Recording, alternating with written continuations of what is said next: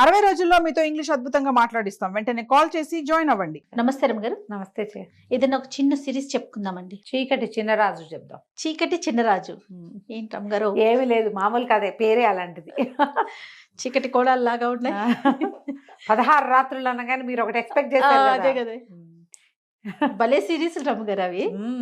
16 రాత్రులు, అపూర్వ చింతామణి, సూపర్ అవి. ఒక ఊపు ఊపేసినాయి. ఎవరెవరు చూడలేదో వాళ్ళందరూ మళ్ళీ చూడండి. మళ్ళీ చూడండి, అప్పుడు ఖచ్చితంగా కొత్తగా వచ్చిన వాళ్ళంతా కూడా ఆడియన్స్ డెఫినెట్ గా చూడాలండి. సరే, చీకటి చిన్నరాజు ఎవడు వాడు ఏమిటి కథ? పూర్వం కళ్యాణి రాజ్యానికి ధర్మపాలుడు అని ఒక రాజుగారు ఉండేవాడు. ఆయన భార్య మణిమాల. చాలా కాలం సంతానం లేదట. అయితే ఒకనాడు ఈయన వేటకెళ్ళాడు. వేటకెళ్తే కొంచెము వేట ప్రోగ్రాం అంతా హడావిడిగా ముగుస్తూ ఉండగా ఈయన కొంచెం పక్కకి వెళ్ళిపోయాడు సైన్యం నుంచి. మామూలుగా వేటకి వాటికి ఎట్లా వెళ్తారు, గుంపు ఉంటారు రాజుగారి వెనక. దేన్నో చూసి వేట తమకం. వేట ఏంటంటే అది ఒక పిచ్చ కింద ఉంటుందన్నమాట. ఏదైనా కనపడింది అనుకో దాని వెనకాల పరిగెడతారు. వెనకాల ఎవరైనా వస్తున్నారు రావట్లేదు చూసుకోరు. అవును, అది చూసుకొని తనతో ఈయన ఎక్కడికో వెళ్ళిపోయాడు అడవి మధ్యలోకి. వెళ్ళిపోతే ఈ అడవి మధ్యలో ఇంకా పులి దాడి చేసేసింది ఈయన మీదకి, వెనక్కి తిరిగేసింది. ఆ సమయంలో ఏమైంది, ఈయన బాణం వదిలేసరికల్లా ఈయన కంటే ముందే ఇంకో బాణం తగిలింది ఆ పులికి. అది ఎవరా అని చూస్తే దూరంగా ఒక చోట నిలబడి ఉన్న ఒక ధానుష్కుడు ఒకడు బాణం వేస్తూ కనపడ్డాడు. సరే వెళ్ళి చూసేసరికల్లా ఆమె ఒక స్త్రీ. రాజుగారి ప్రాణాలు కాపాడింది. ఆవిడ సౌందర్యవతి, యవ్వనవతి, బాగుంటుంది. రాజుగారు ఎవరు ఏమిటి అని కనుక్కుంటే అక్కడున్న శంబర రాజ్యానికి రాకుమార్తెని, మా అన్నయ్య మేము వేటకొచ్చాం, నేను కొంచెం యువతలకు వచ్చాను, మా వాళ్ళు వెనకాల ఉన్నారు, మీ ఇది కనపడింది, మీరు పులిని తరుముకుంటూ వచ్చారు, పులి మీ మీదకి దూకపోతుందని బాణం వేశాను అని చెప్పింది. ఆ అమ్మాయి పేరు సుమరేఖ. ఆవిడ అన్నయ్య రాజవర్మ. ఈయన ఆవిడ సౌందర్యానికి పడిపోయాడు. ఓకే, ఆమెను వివాహం చేసుకుంటానని అడిగాడు. అడిగేసరికల్లా ఈవిడేమంది, ఇట్లా కనపడంగానే పెళ్లి చేసేసుకుంటారా అంటే, కాదు నేను వివాహితుడినే, నేను రాజు ఇంకో 2-3 పెళ్ళిళ్ళు చేసుకోవచ్చు, నువ్వు నా ప్రాణాలు కాపాడావు, నీ సౌందర్యము నాకు నచ్చిందని ఆవిడ్ని తీసుకొచ్చాడు తనతో పాటు. తీసుకొచ్చి పెళ్లి చేసుకున్నాడు. ఆ కాలంలో ఇది మామూలే కాబట్టి రాణిగారు ఏమనలా. ఓకే, చాలా కాలం సంతానం లేరు, ఈవిడికి పిల్లలు పుడతారని ఊహించారు. ఈవిడ ఒక మాధవి అని ఒక మనిషిని అరేంజ్ చేసుకుంది. క్రమంగా పెత్తనం అంతా చేజెక్కించుకుంది బాగా. మణిమాలాదేవి ప్రశాంతంగా నిశ్శబ్దంగా ఉండేది. ఇంతలో ఒక కొత్త వార్త వచ్చింది. ఏమిటంటే ఇంతకాలం పిల్లలు లేని మణిమాలాదేవి గర్భవతి అయింది అని.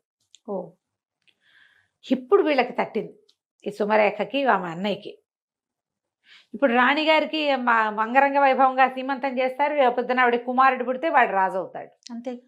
ఇప్పుడు రాణిగా రాజుగారి ప్రేయసే సుమరేఖ. ప్రియ భార్య కానీ ఉత్తరాధికారి కాదు. ప్రజలు ఒప్పుకోరు. రాజు ఇంకా మరి ఇప్పటిదాకా గర్భవతి కానీ సడన్గా సంతానం అనేసరికి సంతానం మీద వ్యామోహం ఎవరికైనా ఉంటుంది. రాజ్యానికి ఉత్తరాధికారి. దాంతో వీళ్ళకి ఏమనిపించింది, ఎలాగైనా ఈవిడ్ని తప్పించేసేయాలి. తప్పించాలని ఏం చేశారు, ఆ సైన్యాధిపతి, అతని పేరు ఏదో సమరపాలుడు లేదా సమర భూపతి అనుకుందాం, ఈయన ధర్మపాలుడు కదా, ఆ సమర భూపతికి ఒక ఉత్తరం వచ్చింది. ఏమని, మణిమాలాదేవి రాసింది, రాజుగారి ప్రవర్తన బాగుండలేదు, ఎక్కువగా ఆయన సుమరేఖతో గడుపుతున్నారు, మరి సుమరేఖ పరిస్థితి కూడా ఏదో, ఆ అమ్మాయి చాలా పెత్తనాలు అవి చెలాయిస్తుంది, ఒకసారి రండి మీతో మాట్లాడాలి అని రాణిగారు రాసినట్టు ఒక ఉత్తరం రాయించారు. ఉత్తరం చదువుకున్నటువంటి సమరవర్మ వచ్చాడు ఇక్కడికి, అంతఃపురానికి వచ్చాడు. ఈ ఉత్తరం పంపించే రోజుల్లోనే ఈవిడ రాజుగారికి చెప్పింది, ఏమిటో ఆవిడ గర్భవతి అని, అదని, ఇన్నాళ్ళు కలగని సంతానం ఇవాళ ఎలా కలిగింది, మీరేమో ఎక్కువగా ఇక్కడ స్పెండ్ చేస్తున్నారు, అప్పుడప్పుడునే వెళ్తున్నారు ఆవిడ దగ్గరికి. ఆవిడ మీద కొన్ని మాటలు పుట్టినాయి. నా చెలికత్తెలు చాలామంది, నువ్వెవరితోటి మాట్లాడో మగవాళ్ళతో, మీ తోడుకోడలు అందరితోటి మాట్లాడుతుందని నాకు చెప్తున్నారు, సైన్యాధికారితోటి ఈవిడికి సంబంధం ఉందని రాజుకి హింట్ ఇచ్చింది. నేను నిరూపిస్తా, వీళ్ళిద్దరూ కలిసి ఉన్నప్పుడు నీకు నిరూపిస్తానని చెప్పింది. రాజు కొంచెం కాస్త ఆలోచిస్తున్నాడు, అవునా కాదా, ఇంతకాలం నుంచి కలుసున్నా, ఆవిడ చిన్నప్పుడే పెళ్ళయింది, ఆవిడ ఎప్పుడు అలాంటిది కాదు, ఇట్లా ఎందుకు వచ్చింది, ఈయనకి ఏమనిపిస్తుంది, నేను సుమరేఖతో ఎక్కువ గడుపుతున్నా, అందుకని ఈవిడేమైనా కొత్త వేషం వేస్తుందేమో అనిపించింది. ఈ ఉత్తరం చూసుకున్నటువంటి సమరవర్మ గారు వచ్చాడు. వచ్చి వాకిట్లో నుంచి లోపలికి అంతఃపురంలోకి ప్రవేశించాడు. సైన్యాధిపతి వచ్చాడు అనగానే మరి సహజంగా ఆయన ఎందుకు వచ్చాడో అని ఆవిడ లేచి వచ్చింది. వీళ్ళిద్దరూ ఓ గదిలోకి చేరేసరికల్లా రాజుగారు వచ్చేసారు. ఎవరెవరా ఇంత పని చేస్తావా, వీడిని బంధించండి అన్నారు. సైన్యాధిపతిని బంధించేశారు. రాణి గారిని చెడదిట్టాడు. ఆవిడ తెల్లబోయింది. ఇప్పుడే ఉత్తరం వచ్చింది, ఇప్పుడే అతను వచ్చాడు, ఉత్తరం కాదు ఇప్పుడే అతను వచ్చాడు, అతను ఎందుకు వచ్చాడో కూడా నాకు తెలీదు, ఇప్పటిదాకా ఏనాడు అతను వచ్చినవాడు కాదు, నువ్వు లేనప్పుడు నేను ఆయన కలవలేదు అని ఎంత చెప్పినా ఆయన వినిపించుకోలేదు. అతను ఉత్తరం చూపించడానికేమో ఉత్తరం లాగేసుకున్నారు అతని దగ్గర నుంచి. ఓకే. నేను ఉత్తరం చూసి వచ్చాను అని చెప్పినా కూడా రాణి గారిని అడిగితే నేనేం ఉత్తరం రాయలేదంటుంది. అతనేమో ఉత్తరం చూసి వచ్చానంటాడు. దాంతో అతన్ని బంధించారు, ఊరేశారు ఒక్క రోజులో. అయ్యో. సైన్యాధిపతి తిరగబడతాడు ఇక్కడ, అతన్ని తప్పించేశారు. మహామంత్రి కులశేఖరుడు ఆయన ఏమన్నాడు, మహాపతివ్రత మణిమాలాదేవి ఆవిడ చాలా ఉత్తమురాలు, ఇప్పుడు అతనికి శిక్ష విధించినట్టుగా ఈవిడికి విధిస్తే ఎట్లా, పైగా గర్భవతి, స్త్రీలను శిక్షించకూడదు మనం అంటే. ఈయన ఏమన్నాడంటే, ఒక సుమంత్రుడని ఒక వీడిని పిలిచి సైనికాధికారిని, ఈవిడిని అడవుల్లో దింపేసిరా, బతికితే బతుకుతుంది, పోతే పోతుంది అని. నేను పతివ్రతనని ఆవిడ పదే పదే చెప్పింది. పతివ్రతమైతే బతుకుంటావు, లేకపోతే పోతావన్నాడు రాజు. ఈ సుమంత్రుడి దగ్గర గుర్రం ఎక్కించి పంపించేశారు. ఏం చేస్తుంది, గుర్రబండి ఎక్కించేశారు. వెళ్ళిపోతే అడవి మధ్యలోకి తీసుకెళ్ళి, కథ కూడా ఈ అడవి మధ్యలోకి వెళ్ళటం అదే మొదలు పెడతారనమాట. నేను తర్వాత కథ అంతా ముందు చెప్తున్నా. అడవి మధ్యలోకి వెళ్ళి ఇక్కడ ఎక్కడో చోట వదిలిపెట్టమన్నారమ్మా, ఇక్కడ దింపుతానంటే ఆవిడ బతిమలాడుతుంది, ఆయన నీ పుణ్యం ఉంటుంది, నీకు నేను తెలుసు, సైన్యాధిపతి తెలుసు, ఇట్లా ఎందుకు జరిగింది అనేది నాకు అర్థమే కావటం, నా ఊహకు అందటం లేదు, ఇక్కడ నన్ను దింపద్దు, ఈ నట్టడవిలో, ఈ అడవి చివర మా గురువుగారి ఆశ్రమం ఉంది, అక్కడ వదిలిపెట్టు అని చెప్పేసరికి ఇతను ఏం చేస్తాడు మరి, ఏం చేయాలి, గర్భవతి రాణిగారు, రాజుగారు ఆజ్ఞ ఉంటే మాత్రం సరే. ఇతను ఏం చేశాడు, అడవి మధ్యలో వదిలిపెట్టమన్న మాటని మింగేసి అడవి చివరి దాకా తీసుకెళ్ళాడు. అక్కడ ఒక ఋష్యాశ్రమం ఉంది. పోనీది. సరే, ఆ ఋష్యాశ్రమం వెళ్ళి తలుపు కొట్టేసరికల్లా ఆ తలుపు తీసి ఆయన నిర్ఘంటపోయాడు. ఇదేమిటమ్మా మణిమాలాదేవి, నువ్వు వచ్చావు ఏమిటంటే, ఆవిడ పరమ దుఃఖంతో, నేను వెళ్ళగొట్టబడ్డాను, నా చరిత్రకే కళంకం వచ్చింది, గర్భవతిని, అక్కడ ఇంకా సంతానం కలుగుతుందో లేదో తెలీదు, రాజ్యానికి ఉత్తరాధికారి శిశువు, నాకు ఏం చేయాలో తెలియక మీ దగ్గరకు వచ్చానని చెప్తాను. ఈ సుమంత్రుడికి నేను చెప్తాను, నేను ఇక్కడ వదిలిపెట్టి వెళ్ళిపో అని చెప్పి బండిని వెనక్కి పంపిస్తారు. ఈవిడ పరమ దుఃఖంతో రాజుగా ఆయనకి చెప్తున్నాడు. ఆయన పారాయణ స్వామి ఆయన పేరు. ఆయన ఈ మణిమాలాదేవి తాలూకు పుట్టింటి ఆస్థాన గురువుగా ఉండేవారు. ఓహో. ఆయన ఇక్కడ ఉన్నాడని ఈవిడికి తెలుసు. ఇంకా ఆయన ఏం చేస్తాడు, సరే ఈవిని తన దగ్గర అట్టి పెట్టుకుంటాడు. చూద్దాం, మన అవకాశం కోసం చూద్దాము. సుమరేఖ ఇప్పుడు రాణిగా ఉంది, రెండో రాణిగా ఉంది. ఆమె అన్నయ్య చాలా మటుకు రాజ్యంలో తన ప్రతిభ చూపిస్తున్నాడు. ముందు నాటికి ఎట్లా ఉంటుందో, రాజ్యం వాళ్ళ చేతుల్లోకి వెళ్ళిపోతుందా, ఏమవుతుంది, ఆమెకు సంతానం కలిగితే జ్యేష్ఠుడిని వదిలిపెట్టి రెండో భార్య సంతానానికి అవకాశం ఇస్తారా, అదేమిటో తెలియదు. ముందు ఇన్నేళ్ల తర్వాత వచ్చిన గర్భం ఈ శిశువుని రక్షించుకోవాలి, ఇక్కడే ఉండిపోతుంది. ఉన్నాక కొంతకాలానికి ఆవిడికి కుమారుడు కలిగాడు, చక్కటి పిల్లవాడు పుట్టాడు. సరే, సంతానం మగ సంతానం అయితే గ్యారంటీగా వీడే రాజు, అంతే. వినయపాలుడు అని పేరు పెట్టి పిల్లవాడిని పెంచారు. ఆ 18-19 ఏళ్ళు వచ్చేదాకా ఎన్నో రకాల యుద్ధ విద్యలు నేర్పించారు. ఈ పారాయణ స్వామిని చూడడానికి అన్ని రాజ్యాల నుంచి చాలా మంది ఆయన శిష్యులు వచ్చేవాళ్ళు. వచ్చిన శిష్యుడు వచ్చినట్టు సంవత్సరాల తరబడి ఇక్కడ ఉండి ఈ అడవిలో ఈ పిల్లవాడికి రాజోచితమైన విద్యలు నేర్పించేవాళ్ళు. ఎన్నో రాజోచిత విద్యలు నేర్చుకున్నాడు. నేర్చుకుని 18 నుండి 19వ ఏడు వచ్చాక, అంటే మన ప్రకారం మైనారిటీ వెళ్ళిపోయాక, అక్కడ కూడా రాజ్యంలో 19వ ఏట ప్రజల్లోకి పంపటము, 20వ ఏట రాజును చేయటము వాళ్ళ పద్ధతి. 18 నిండాక ఊళ్ళల్లో తిరగడానికి పంపించేవాళ్ళు రాజకుమారులని. వాళ్ళు అన్ని ఊళ్ళు తిరిగి దేశంలో ఎలాంటి పరిస్థితులు ఉన్నాయి, ప్రజలు ఎలా ఉన్నారు ఏమిటి, మన తర్వాత మన రాజ్యం తాలూకు సరిహద్దులు ఏమిటి, అలా సరిహద్దుల దాకా వెళ్ళి చూడడం ఆ కాలపు ఆచారం.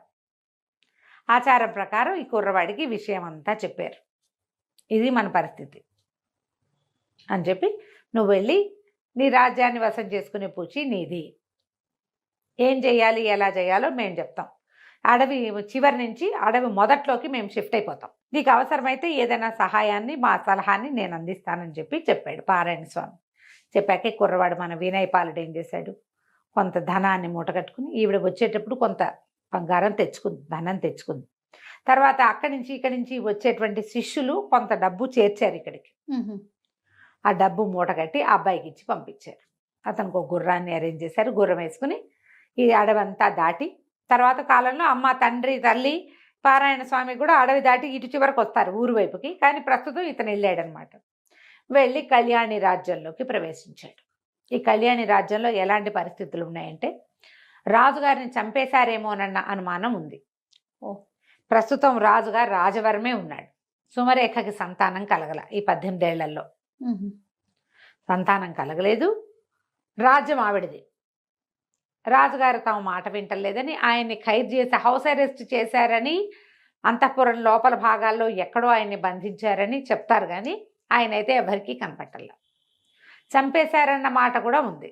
ఓకే, చంపేశారో బతికుంచి ఉంచారో అది ఇంకా తెలియదు. అది కూడా ఈ అబ్బాయి కనుక్కోవాలి. సరే, ఇతను ఏం చేశాడు, వెళ్ళి ఒక పేదరాశి పెద్దమ్మ ఇంట్లో చేరాడు. ఆవిడకి ఏం చెప్పాడంటే, ఆవిడ బాగా పాత రోజుల్లో బాగానే ఉండేది. ఇప్పుడు ఆవిడ దగ్గర ఏం లేదు. బయట నుంచి వచ్చే జనాలు కూడా ఎవరు లేరు. పెద్దమ్మ, సరుకులన్నీ తెచ్చి పడేస్తా, నాకు వండి పెట్టు, నువ్వు కూడా హాయిగా తిను. నేను ఎందుకు వచ్చాను, ఏం చేస్తాను లాంటి పడక్కు, నీకు తిండి కావాలి, అది నేను పెడతా అని చెప్పి సరేనని ఒప్పుకుంటూ వీడు ఏం చేశాడని సరుకులు తీసుకొచ్చి పడేశాడు. చక్కగా కమ్మగా వండి పెట్టేది, హాయిగా తినేవాడు. రాత్రిపూట పెద్దమ్మ కూడా చాపేసుకుని వీడు పక్కనే పడుకునేది, కానీ వీడు మంచం మీద పడుకునేవాడు. చల్లగా అర్ధరాత్రి అయ్యేసరికి ఊళ్ళోకి వెళ్ళేవాడు. ఊళ్ళో తిరుగుతూ ఉండేవాళ్ళు. అయితే ఇక్కడ రకరకాల పరిస్థితులు నడుస్తున్నాయి ఊళ్ళో. ఎప్పుడైతే రాజుగారు లేకుండా రాజుగారి బావమరిది రాజు అవుతాడో ప్రజలకు ఒక అసంతృప్తి ఉంటుంది. మధ్య మధ్యలో చిన్న చిన్న దొంగతనాలు, దారి దోపిళ్ళు అవి జరుగుతూ ఉండేవి. ఈ దోపిళ్ళని వాటిని అరికట్టడం కోసం కొంతమంది పూర్తి పాత రాజుగారి సేవకులు ఉంటారు, ఏమంటారు, నమ్మిన బంట్లు, వాళ్ళు తిరగబడతారు ఎక్కడో చోట. వీడు రాజు ఏంటి, వీడు అసలు మన రాజ్యం కాదు, వీడిదేమో అదేదో పల్లెటూరు వాడు, అంటే వీళ్ళు ఏమనాలి, ట్రైబ్స్ వాళ్ళు. వాడొచ్చి మన మీద రాజ్యం చేయటువంటి, మనకొక రాజ్యం, మన రాజ్యానికి ఒక పద్ధతి ఉందని ఇట్లా మధ్యలో నగరి జనాలు మాట్లాడుకుని తిరగబడేవాళ్ళు. దాన్ని అణచడానికి రాజవర్మ చాలా ట్రై చేసేవాడు. ఒక పెద్ద గుంపుల్ని కాపలా పెట్టేవాడు. రాత్రిపూట ఎక్కడ ఏ అల్లర్లు తలెత్తకుండా. ఈ అబ్బాయి ఏం చేసేవాడు, వినయ్ పాలుడు ఊళ్ళో అంతా తిరిగి ఊళ్ళో పరిస్థితులు ఒకటి చూసుకుంటూ వచ్చేవాడు. చాలా కాలం అడవిలో పుట్టి పెరగటం వల్ల, అడవిలోనే పుట్టి పెరిగాడు కదా, అక్కడే ఉన్నాడు కదా, అతనికి చిన్న చిన్న 4-5 రకాల ఆకుల్ని మిక్స్ చేసి వాటిలో నుంచి విషం తయారు చేయటము, మత్తుమందు తయారు చేయటము, అలాంటివి మంచి విద్యలు పట్టుబడి ఉన్నాయి వాడికి. అడవుల్లోనే కదా ఉన్నాడు. సరే, ఒకనాటి రాత్రి ఏం చేశాడంటే, ఒక పల్లెటూరు వేషం వేసుకుని ఒక కుండతోటి చెరుకు రసం కుండ నిండా నింపుకొని తీసుకెళ్తున్నాడు. తీసుకెళ్తుంటే ఇది ఎక్కడుంది, వెళ్ళాడు వీడు, ఒక సైనిక శిబిరం ఉంది. ఒక సైనికాధికారి, ఒక 15 మంది సైనికులు ఉన్నారు.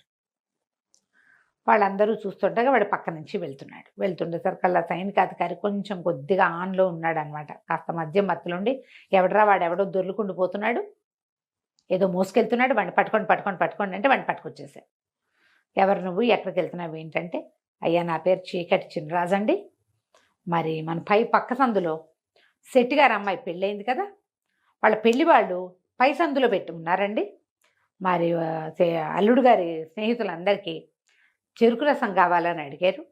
ఇప్పుడే చెరుకు రసం వచ్చిందండి, సాయంకాలం నుంచి అడుగుతుంటే మాకు దొరకలేదు, ఇప్పుడే దొరికింది, ఇచ్చిరమ్మన్నారండి, అది పుచ్చుకుని వెళ్తున్నాను అన్నాడు. అనేసరికి చెరుకు రసం అనగానే ప్రతి వాళ్ళకి ఏది చూపించు అని తీశారు. బాబోయ్, నా రసం నా కుండ లాగేసుకుంటే ఎలాగండి, వాళ్ళు ఒప్పుకోరండి అంటే, కుండ నిండా వేరేది పోసిస్తాం మేము అన్నారు. అంటే కాదండి శెట్టి గారు ఒప్పుకోరండి, నేను వదలనండి కుండ అన్నాడు. ఈయన ఒక నెత్తి మీద ముటికే పెట్టి కుండ లాక్కున్నారు.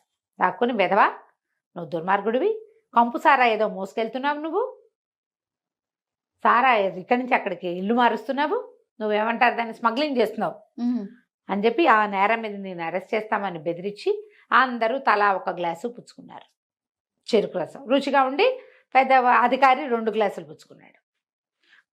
కుండ ఖాళీ అయిపోయింది, అంత బాగా అది ఖాళీ అయిపోయింది. ఖాళీ అయిపోతే దాని నిండా కంపు సారా పోసి పెట్టండి, వీడు అది పట్టుకెళ్తున్నాడు రాసేదా, వీడు తెచ్చిన జ్యూస్ అంతా తాగేశారు. కంపు సారా పోయమన్నారు, అందులో కంపు కొడుతున్న ఒక పాతకాలపు పులిసిపోయిన సారా పోసేయమన్నారు. ఆ సారా తెచ్చి పోసే లోపలే తెచ్చేవాడు పడిపోయాడు మొదట. టకా టకా టకా చాప చుట్టలాగా 15 మంది సైనికులు బిళ్ళబీటుగా పడిపోయారు. అందరికంటే అధికంగా సేవించిన అధికారి గారు కుర్చీలో కూర్చోవాడు అదే పాళంగా పడ్డాడు. కుర్రాడు ఏం చేశాడు, మొత్తం అందరికీ టకా టకా బట్టలు ఉడదేశాడు. బట్టలన్నీ మూట కట్టేశాడు. అక్కడి నుంచి పడితే వచ్చేటప్పుడు ఇది పెద్ద బానక అక్కడ ఒక చిన్న బాక్స్ లాంటిది భుజా చేతుకున్న సంచిలో తెచ్చాడు. అందులో ఏంది కాటిక మసి వీళ్ళందరి మొహాలకి పులిమేశాడు. అందరూ లాగులతోటే ఉన్నారు, ఏం లేవు. బట్టలకి అక్కడే ఉంటే వేసుకుంటారు. బట్టలన్నీ మూట కట్టేసి అందరికీ చేతులు వెనక్కి పెట్టి కట్టేశాడు. ఆడ కూలబెట్టి అందరినీ లైన్గా కూర్చోబెట్టి వెళ్ళిపోయాడు. ఆ మత్తులో ఎవరేం చేస్తున్నారో వాళ్ళకేం తెలీదు.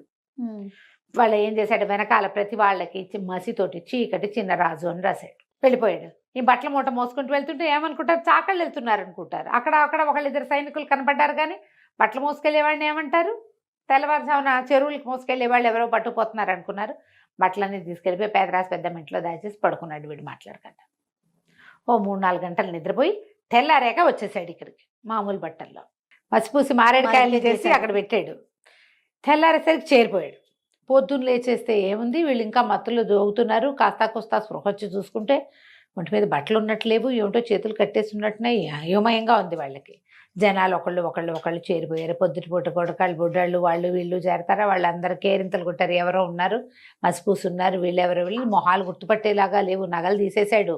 అందరికీ నెత్తి మీద స్థిరస్థానాలన్నీ తీసుకెళ్ళి ఒక మూల బారేశాడు. అక్కడేదో మురుగుంటుంటే అందులో బారేశాడు. బట్టలు లేవు, భోజిపాతరాయిళ్ళుగా ఉన్నారు ఇంచుమించుగా. అందరు దిశమొల్లలతో ఉన్నట్టే, ఏవో చిన్న వస్త్రాలు లోపలేసుకునేవి ఎంత ఉంటాయి. అక్కడి నుంచి జనం అంతా చేరారు.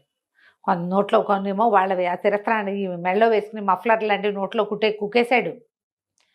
మూలేదా ఆలేదు, నోటి నుంచి మాటలు రావట్లేదు. వాళ్ళకేదో తెలుస్తోంది కానీ తెలియటం లేదు. అక్కడి నుంచి జనం అంతా చేరారు. గందరగోళం. సైనిక శిబిరం ఇది. వాళ్ళేనో కాదో తెలీదు, దగ్గరికి వెళ్తే ఏమవుతుందో తెలీదు. జనాలంతా చేరారు. ఈ లోపల ఒకళ్ళు ఇద్దరు తొందరపడి కాస్త ముందుకెళ్తుంటే ఇక్కడ నుంచున్నాడు కాబట్టి ఓబోయ్ ఇంకా నయం అందులోకి వెళ్ళామంటే నువ్వు ఏమవుతుంది, దీన్ని ట్యాంపర్ చేసినట్టు అవుతుంది సాక్ష్యాలని. అదొకటి. వీళ్ళు నీ మీద పడితే అంతారేమో తెలీదు, అసలు వాళ్ళు ఎవరో తెలీదు. రాజభట్లు వచ్చేదాకా వీళ్ళని ముట్టుకోకూడదు. ఇక్కడి నుంచి ఖబర్ అందించాలా. లేనిపోంది వాళ్ళ జోలికి వెళ్ళామంటే నీ నెత్తి మీదకి వస్తుంది, నిన్ను ఉరికంబానికి ఎక్కిస్తారు, నువ్వే చేసావంటారు అనేసరికి ఆ ముందుకెళ్ళిన ఉత్సాహవంతుడు కూడా వెనక్కి వచ్చేసాడు. జనం అంతా చేరిపోయారు. ఈ లోపల రాజస్థానానికి కబురు వెళ్ళింది, ఇక్కడ సైనిక శిబిరంలో కొంతమంది కట్టేసి ఉన్నారని, వాళ్ళ మొహాలు నిండా మసి ఉందని, ఒంటి మీద గుడ్డలు లేవని, సైనికులు లేరని, వీళ్ళే సైనికులేమోనని అనుమానంగా ఉందని. ఈ మొత్తం మీద ఏం చేశారు, సరే ఇంకొంతమంది వచ్చి ఆ నోట్లోంచి గుడ్డలు లాగితే వీళ్ళే మేబేరమన్నారు. వీళ్ళని ఎట్లా తీసుకెళ్లాలో తెలియలే. సరే ఆయన అన్నాడు, ఎలా ఉన్న వాళ్ళని అలా తీసుకొచ్చేసేయండి అన్నాడు. ఇక చేతులు కాళ్ళు కట్టేస్తున్న జనం అందరినీ సభలోకి ప్రవేశపెట్టారు. పెడితే ఏముంది, గోచిపాతరాయిళ్ళు, మొహాల నిండా ఒంటి నిండా మసి, వీపుల మీదేమో చీకటి చిన్నరాజు రాస్తుంది అని రాసేసింది. ఇక దాంతో నేను అన్నాడు, ఎవరో చేశారు ఇది కావాలని. ఏం తాగారు అనేది వీళ్ళు చెప్పలేకపోయారు. వీళ్ళు ఏం చేశారు, ఎవడో ఒకడు ఏదో తెచ్చాడు, అవి తాగామని చెప్పల. వాడెవడో ఒక పల్లెటూరు వాడు వచ్చాడని, తమ మొహాల మీద ఏదో విసిరాడని, దానివల్ల తాము స్పృహ తప్పి పడిపోయామని వాడు ఇది చేశాడని చెప్పారు. వాడు చెరుకు రసం తెచ్చాడు, మేము తాగాము, వాడిని మ్యాన్పులేట్ చేద్దామనుకున్నాం, వాడు మమ్మల్ని మ్యాన్పులేట్ చేశాడు. అలా నిజాలు ఎవరు చెప్తారు? అదే కదా. ఎవడో ఒక పల్లెటూరి వాడు అన్నది మాత్రం జనంలోకి వెళ్ళింది. పల్లెటూరు వేషంలో ఉన్నాడు వాడు. అక్కడి నుంచి ఈయన అన్నాడు, సరే కాపలా పెంచండి, పల్లెటూరు వేషాల్లో పై ఊళ్ళ నుంచి వచ్చిన వాడు ఎవరైనా ఉన్నారేమో కనుక్కోండి, ఏ సత్రాల్లో మనుషులు ఎవరు దిగారో చూడండి అన్నారు. ఆ ఆజ్ఞలు వెళ్ళిపోయినాయి బయటికి. వీళ్ళనేమో నిలబెట్టారు. కాళ్ళు చేతులన్నీ కట్లన్నీ ఊడదీసేసరికి వీళ్ళని ఏం చేద్దామండి అంటే, వీళ్ళెందుకు బెతవలు, వాడెవడికో దొరికిపోయారు, చంపేయండి వీళ్ళని అన్నాడు. అనేసరికి ఆశ్చర్యపోయారు అధికారులంతా. ఏమిటో ఒక 15 మంది మత్తుకి లొంగి దొరికిపోతే వాళ్ళని చంపేస్తారా? మహా అయితే సస్పెండ్ చేస్తారు, అంతేనా? అసలు జరిగింది ఏమిటి అనేది చెప్పవలసింది వాళ్ళు. వాళ్ళు చెప్పింది నువ్వు నమ్మేవో నమ్మలేదో. వాళ్ళు ఉంటే వాళ్ళని ఎవరినో గుర్తుపడతారు కనీసం. అది కూడా చేయకుండా ఇంతమందిని, ఒక అధికారిని 15 మంది భటుల్ని చంపేయటం అంటే ఉరిదీసేయండి అందరినీ అన్నాడు. మొత్తం రాజస్థాన్లో ఉన్న వాళ్ళందరికీ కష్టం వచ్చింది. ఒట్టి పుణ్యానికి వాడేం చేయలా, వాడెవడో చేసేది ఒట్టిగా కట్టేసి వెళ్ళాడు. వీడికి రాజరికం తెలుసా? వీడికి రాజులు ఇట్లాంటి శిక్షలు వేస్తారు. ఈ 15 మందికి ఒక్కొక్కడికి ఒక్కో పటాలాన్ని ఇచ్చి ఊరంతా వెతకండి మీరు గుర్తుపడతారు కదా అనాలి. అది కూడా అంటల్లవాడు. మా పరువు తీశారు కాబట్టి వీళ్ళని చంపేయాలంటాడు. పరువు తీసి వాడెవడికో దొరికారు. మొత్తం ఆస్థానం అంతా ఎదురు తిరిగిపోయింది రాజవర్మకి. అందరికీ మంట వచ్చింది. కానీ ఏమన్నా ఏమంటే వీడు ఏం చేస్తాడు. అవును. అక్కడి నుంచి అంతఃపురానికి వెళ్ళాడు. వెళ్ళేసరికల్లా చెల్లెలకి చెప్పాడు, ఎవడో చీకటి చిన్నరాజు అని ఒకడు తయారయ్యాడు కొత్తగా విప్లవకారుడు, సైనికులందరికీ మసిపూసి చేశాడంటే ఈవిడేమంది, నువ్వేమిటి ఊళ్ళో తిరుగుతావు, నువ్వు రాజుగారికి ఎవరు ఫర్గా ఉన్నారు, నీకెవరు ఫర్ అవుతున్నారో చూసుకోవా, నేను అంతఃపురంలో ఉండేదాన్ని, ఇంకా బాగా చూసుకోవాలి. వీరవర్మ అని ఒకడు ఉండేవాడు, రాజుకి కుడిభుజంగా ఉండేవాడు, మన మహారాణిని వెడలంపేశాక కూడా రాజుగారి చుట్టూతా తిరిగేవాడు. అతనికి మనం ఈయన్ని అంతఃపురంలో బంధించేసామని చాలా మంటగా ఉంది. వాడెవరినైనా చేశాడేమో, ఇట్లా ఏర్పాటు చేశాడేమో, ఎవరైనా అతనే చేశాడేమో ఈ పని, ముందు అతన్ని బంధించు, అతన్ని చెరసాల్లో వేయి. భయపడతారు జనం.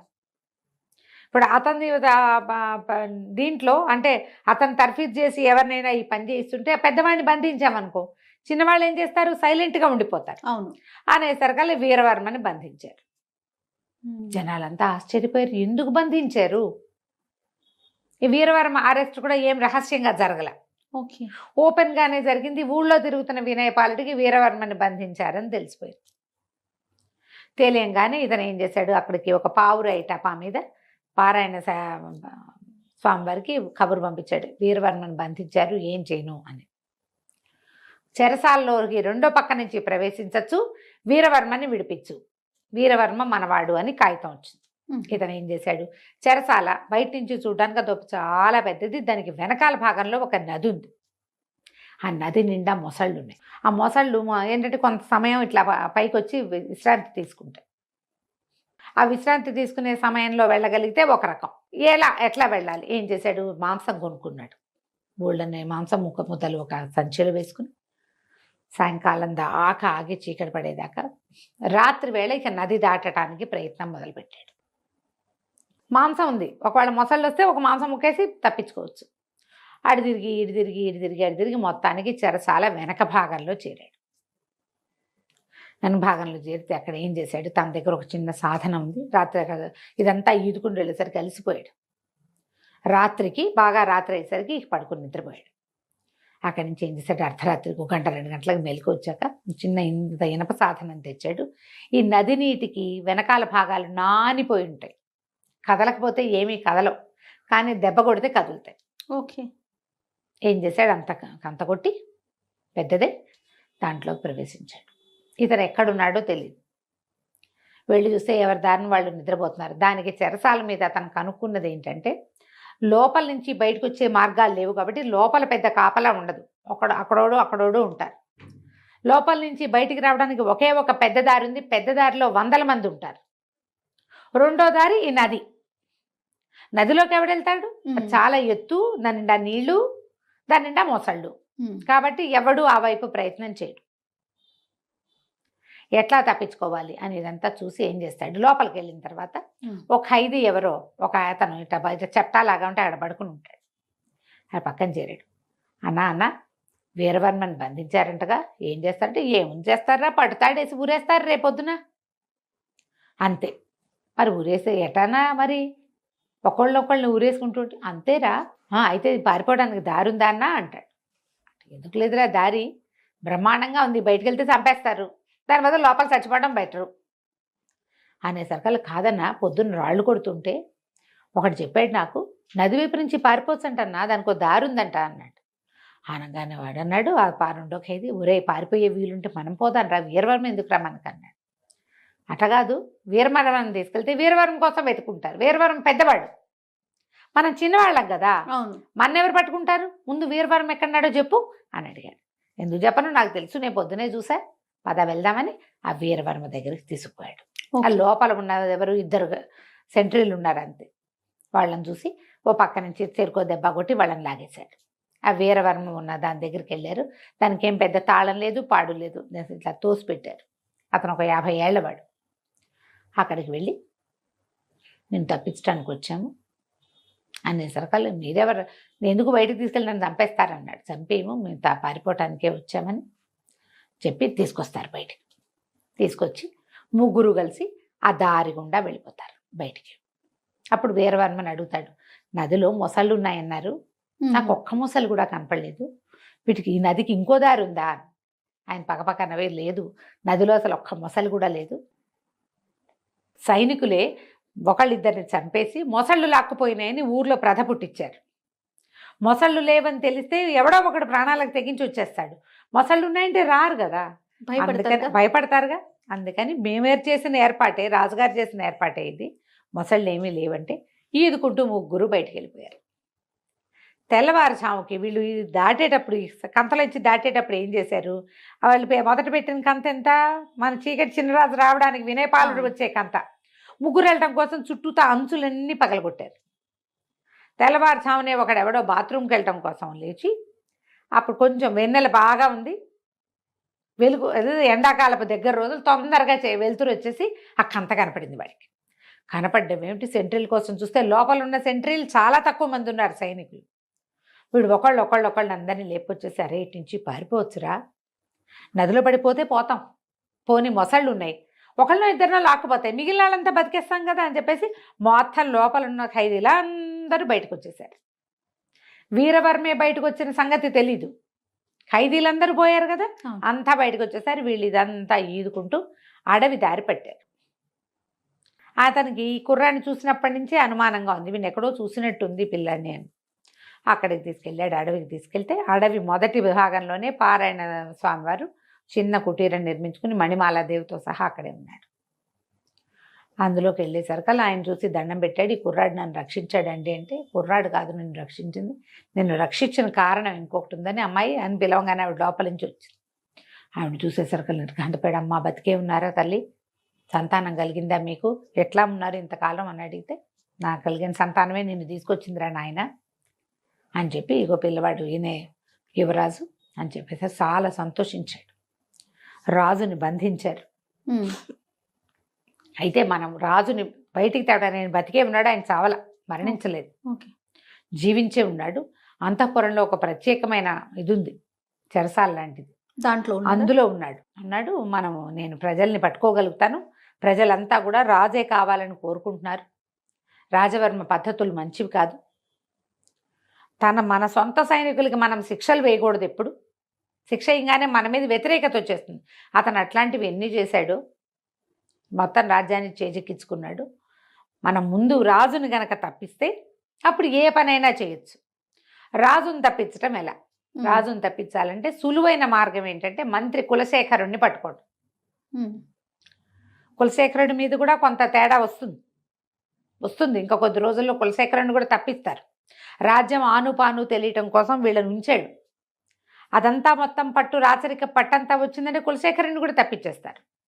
కానీ ఈ అంతఃపురంలో ఏ ప్రాంతాలకు ఎలా వెళ్ళాలి అనేది, ఎట్నుంచి బయటికి రావాలనేది కులశేఖరుడికి తెలుసు అని, నువ్వు కులశేఖరుడి దగ్గరికి వెళ్ళు అని చెప్పి వీరవర్మ వీళ్ళతో పాటు అడవిలో ఉండిపోయాడు. రకరకాల ఉత్తరాలు రాసిచ్చాడు. ఒక్కొక్కళ్ళకి ఉత్తరాలు అందిస్తే వాళ్ళంతా సిద్ధపడతారు రాజవర్మ మీద మనం తిరగబడ్డం కోసం. నేను కొంతమందిని మేనేజ్ చేస్తాను, నువ్వేమో కులశేఖరుని కలుసుకోమన్నాడు అనేసరికల్లా ఈ లోపల ఏమైంది, అక్కడ ఎప్పుడైతే ఈ జైలు ఇదైపోయిందో, ఈ విషయం ఎట్లా బయటకు వచ్చింది, రెండో పక్క నుంచి వెళ్ళొచ్చని ఎవడో బయట నుంచి కొట్టాడు. అది లోపల నుంచి చేయబడిన హోల్ కాదు.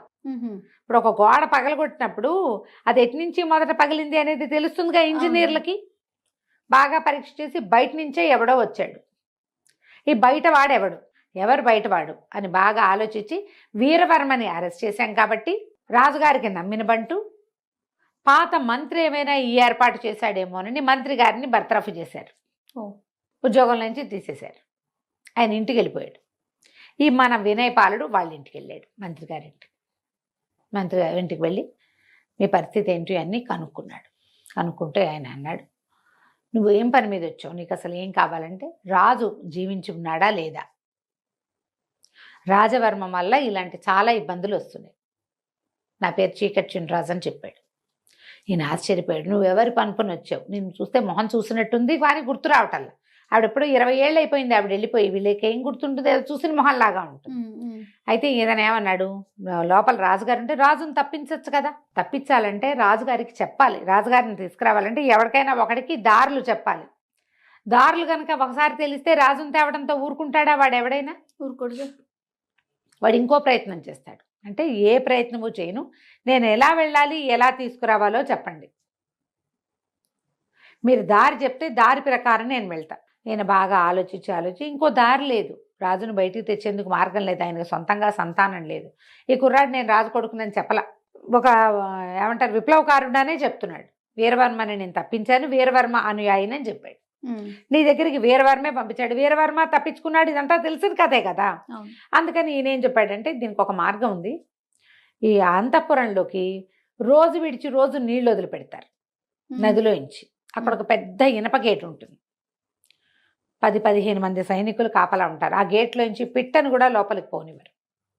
గేట్లు ఎత్తుతారు, ఇనప గేట్లు. ఇప్పుడు మన ఈ ఆనకట్టలకి ఎత్తుతారుగా రిజర్వాయర్లకి, ఆ ఇనప గేట్ ఎత్తినప్పుడు లోపలికి నీళ్లు వెళ్ళిపోతాయి. లోపల ఒక కొలను, తర్వాత వంట ఇంటి అవసరాలకి మొత్తం కావాల్సిన నీరంతా లోపలికి వెళ్ళి అవి నిండిపోగానే దారి మూసేస్తారు. రోజు విడిచి రోజు లేదా 2 రోజులకు ఒకసారి. ఆ దారి నుంచి చేపను కూడా రానివ్వరు.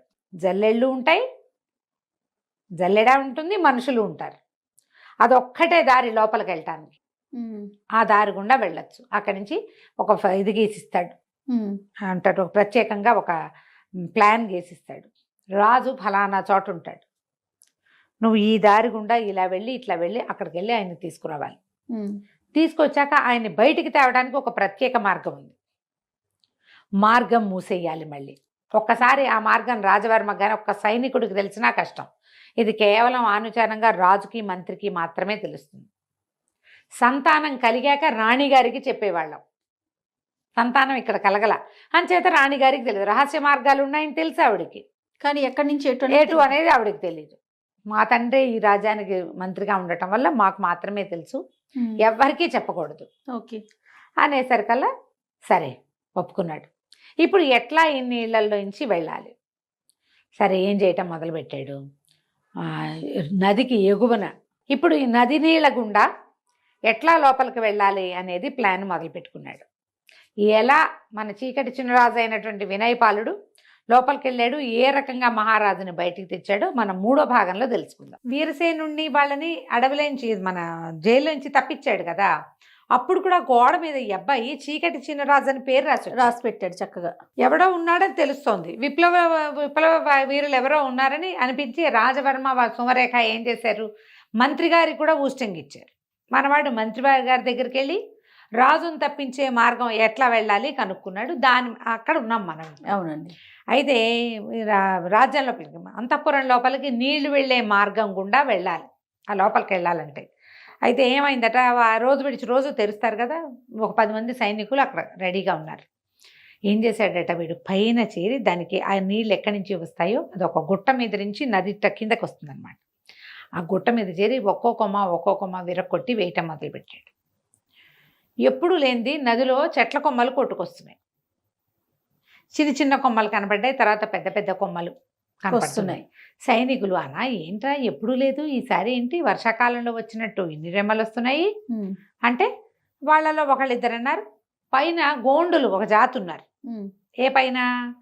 ఈ నదికి ఎగువన ఉన్నటువంటి అడవిలో వాళ్ళు ఏ తేనె పట్ల కోసమో దేనికోసమో కొడుతూ ఉంటారా, ఎప్పుడో ఒకసారి కనపడతాయి, అట్లాంటివి అయి ఉంటాయి. వాళ్ళు చెట్ల కొమ్మలు కొట్టేస్తున్నారు, ఒక్కో కొమ్మ నీళ్ళలో పడుతుంది, పడిన కొమ్మలు వస్తున్నాయి అని చెప్పుకుంటున్నారు వాళ్ళల్లో వాళ్ళు. 1-2 రెమ్మలు లాగి చూశారు, అది కత్తితో నరికినట్టే కనపడుతుంది, వాళ్ళు విరిచినట్టే. సరేలే అని ఊరుకున్నారు. ముందు ఇంత వచ్చి చివరికి ఒక పెద్ద చెట్టు లాంటిది కూడా 2-3 వచ్చినాయి. తెలుస్తోందిగా ఆ లోపల పోతాయిలే అని ఊరుకున్నారు. మనమే లాగేసేయచ్చు లోపలికి వెళ్ళేటప్పుడు. అది ఎప్పుడు లాగుతాం, ఇక్కడ ఏదైనా అడ్డం పడుతుందన్న అనుమానం ఉంటే వీళ్ళు ఏం చేశారు, గేటు మొత్తం తీసేస్తే పెద్దది ఒక 15-20 మీటర్ల వ్యాసంతో దారి వెళ్ళిపోతున్నాయి. రయ్యమని కొట్టుకుపోతుంటే మనకేముంది, ఈ చెట్ల కొట్టుకొచ్చేస్తున్న చెట్లల్లో ఒక చెట్టు అడుగునున్నాడు చిన్నరాజు గారు. వినయపాలుడు కింద ఉండిపోయాడు. ఆ చెట్లతో పాటు చల్లగా జారుకున్నాడు. ఏ చెట్టుని వాళ్ళు చూస్తారనిపించినా దాని కింద నుంచి ఈదుకుంటూ ఇంకో చెట్టు దగ్గరికి వెళ్ళిపోవటం. ఈదుతూ అనుమానం రాకుండా ఆ చెట్ల రెమ్మల కింద నుంచి వెళ్ళిపోయాడు. నీళ్లు లోపల సరిపడా అయిపోయింది, ఇదంతా నిండిన ఆయన కేకేయంగానే వాళ్ళు గేటేసేసారు. మనవాడు లోపల చేరిపోయాడు. లోపల చేరి నిదానంగా కొంచెం చీకటి పడేదాకా నక్కి కూర్చున్నాడు. అన్ని చెరువుల దగ్గర అవి నీళ్ళన్నీ దొరువులు లాంటి లోపలికి వెళ్ళినాయి కదా, ఓ పక్కకి వెళ్ళిపోయాడు. తర్వాత ఒక సైనిక పటాలం అవి కనపడుతున్నాయి. అంతఃపురం దూరంగా పెద్ద పెద్ద బిల్డింగులు. ఇతనికి మంత్రి గారు చెప్పాడు, మయూరం బొమ్మ ఉంటుంది, ఒక నెమలి బొమ్మ. బిల్డింగులు ఇట్లా గుండ్రంగా ఉంటాయి, మధ్యలో పెద్ద నీళ్ళది పెద్ద చెరువు ఉంటుంది. ఆ గుండ్రంగా ఉన్న వాటిలలో మధ్య దాంట్లో రాజుగారు ఉన్నాడు. ఓహో. దాని మీద ఒక నెమలి బొమ్మ ఉంటుంది. చూసుకున్నాడు. అది ఇప్పుడు రాత్రి చూడలేడుగా, సాయంకాలమే వెళ్తుండగానే చూసి పెట్టుకోవాలి. పెట్టుకుని దారి అంతా చూసి పెట్టుకున్నాడు. బాగా చీకటి పడ్డాక ఇది మొత్తం సైనిక పటాలంతా లోపల అంత పహరా ఉండదు. అవును, ఎప్పుడు కూడా బయట ఉంటుంది. లోపల ఏముంది, ఆ వేళ అవగానే సాయంకాలం అయ్యేసరికల్లా ఎవరి దారిని వాళ్ళు ఏ స్తంభాల పక్కన చేరి మెల్లిగా కునికేస్తూ ఉంటారు. అవసరాలు ఉండవు కదా, పిలిస్తే వస్తారు. ముందంతా ఫుల్గా దేదీప్యమానంగా దీపాలు ఉన్నాయి. సాయంకాలం అయ్యేసరికి పెట్టారు. రాత్రి 10 అయ్యేసరికల్లా పై ఎత్తునున్న దీపాలన్నీ ఉఫ్ అని పొగ గొట్టాలతోటి ఆపేశారు. చిన్న చిన్న దీపాలు కనపడుతున్నాయి. ఆ దీపాల వెలుగులో పిర్రాడు అడవిలో ఉండటానికి అలవాటు పడి ఉన్నాడు కదా, వాడు చీకట్లో నడవగలడు. నడుచుకుంటూ మెల్లిగా ఆ భవనంలోకి వెళ్ళాడు.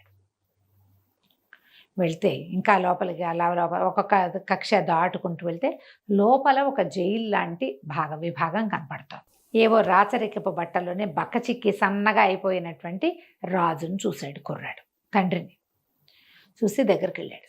దగ్గరికి వెళ్ళేసరికి ఆయన అన్నాడు, ఎందుకురా ఇట్లా చంపుతారు, ఒకేసారి చంపేయండి నన్ను. మహారాణిని మంచిది, మహాపతివ్రత మణిమాలాదేవికి చేసిన ద్రోహానికి నాకు సరిపడా శిక్ష వేశారు.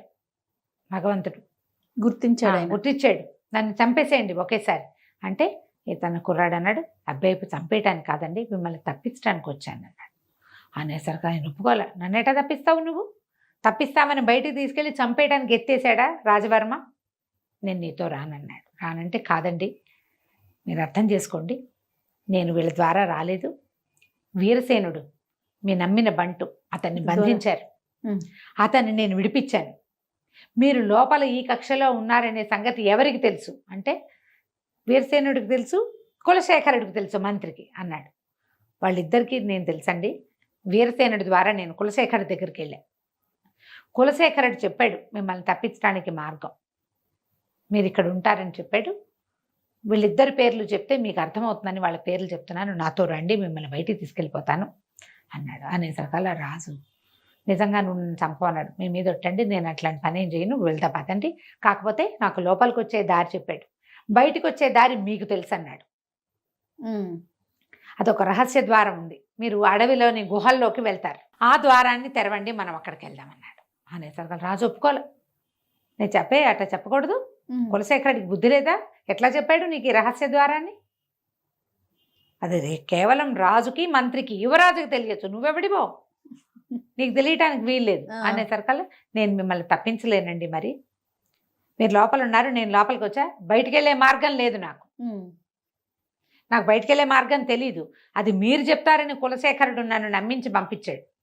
అనేసరికి చాలాసేపు బతిమలాడి వాదోపవాదాలు అయ్యాక ఆయన ఒప్పుకున్నాడు. ఒప్పుకొని ఏం చేశాడు, ఈ భవనంలోంచి బయటికి వెళ్ళేందుకు ఆయనకు అనుజ్ఞ లేదు. ఇప్పుడు ఇట్లా గుండ్రంగా ఉన్న భవనాల్లోంచి ఆ మధ్య దాంట్లోంచి వచ్చాడు కదా, నెమలి పింఛన్లో మిడిల్లోంచి వచ్చాడు. ఆ మిడిల్లోంచి వచ్చి ఎక్కడి నుంచి నీళ్ళు వస్తాయో దానికి పక్కగా ఉన్నటువంటి ఒక గోడ దగ్గరికి తీసుకెళ్ళి ఆ గోడ దగ్గర కొన్ని రాళ్ళు ఇలా పేర్చి తమాషాగా ఉంది, ఈ రాళ్ళన్నీ తీయన్నాడు. ఆయన ఓపిక లేదు, బక్కచిక్కిపోయి కూడా ఉన్నాడు, ఆహారం తక్కువ, పైగా బెంగతోటి ఉన్నాడు కదా. కుర్రాడు రాళ్ళన్నీ తీసేసరికి అక్కడ చిన్న ఇత్తడి మీట లాంటిది ఉంది. ఆ పొడి పని కదిపేసరికి ఆయన అన్నాడు, ఒకవేళ ఇట్లా కనుక మనం చేస్తే వాళ్ళు ఎవరైనా పసిగట్టారంటే అందులోకి వచ్చేస్తారంటే, కాదు రాదు, నేను మొత్తం అన్నీ సరిచేసి వస్తానన్నాడు. ఆ పొడి పని నొక్కేసరికల్లా ఆ గోడ పూర్తిగా ఓపెన్ అయిపోయింది. సరే అందులోకి ప్రవేశించాక ఈయన అన్నాడు, ఇది రాళ్ళన్నీ యథాతథంగా మూసేసేయాలి నువ్వంటే. వీడు లోపల వైపు ఉండి బయట రాళ్ళని ఒకటి ఒకటి ఒకటి లాక్కుంటూ అన్ని పూర్వం ఎట్లా ఉందో అట్లా పేర్చేసాడు. చీకటిగా ఉన్న ఆ దారిలో ఈ రాజుగారిని వేసుకుని నడవటం మొదలుపెట్టాడు. నడవగా నడవగా నడవగా నడవగా అది ఎవ్వరు మనుష్య సంచారం ఉన్న దారి కాదు, ఒక గుహ లాంటిది. ఓకే. వెళ్ళగా వెళ్ళగా అది నది పక్క నుంచి ఉందన్నమాట. వెళ్ళేసరికల్లా అడవి లోపలికి వెళ్ళారు. ఇంకా పెద్ద పైకి వెళ్తే ఒక కొండ శిఖరం లాంటిది వచ్చింది. ఆ కొండ మీదకి ఎక్కించారు. అక్కడ ఒక పెద్ద గుహ ఉంది. ఆ గుహలో వీరసేనుడు, కులశేఖరుడు ఇద్దరు ఉన్నారు. రాజు ఆశ్చర్యపోయాడు, ఇద్దరిని కావలించుకున్నాడు. ఇది ఎట్లా జరిగింది, ఎట్లా రాగలిగారు, నన్ను ఎట్లా తప్పించారు? ఈ అబ్బాయి ఏం చేశాడు, ఆయన అక్కడికి ప్రవేశపెట్టి తన దారిని తను వెళ్ళిపోయాడు. రాజును వాళ్ళు లోపల తీసుకుపోయారు.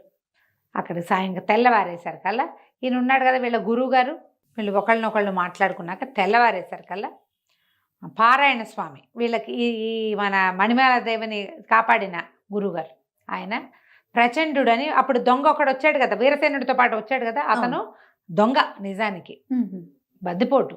కానీ ఈ రాజుగారి దీనివల్ల రాజకుమారుడే తనని తప్పించడం వల్ల అతను మీతో పాటే ఉంటాను, ఈ విప్లవం సృష్టించడానికి, విప్లవాన్ని సాధించాలంటే నేను కూడా మీతో ఉంటానన్నాడు. ఈ పారాయణ స్వామి వారితో కలిసి ఆ ప్రచండు కూడా వచ్చాడు. మహారాజును చూసి దండాలు పెట్టారు.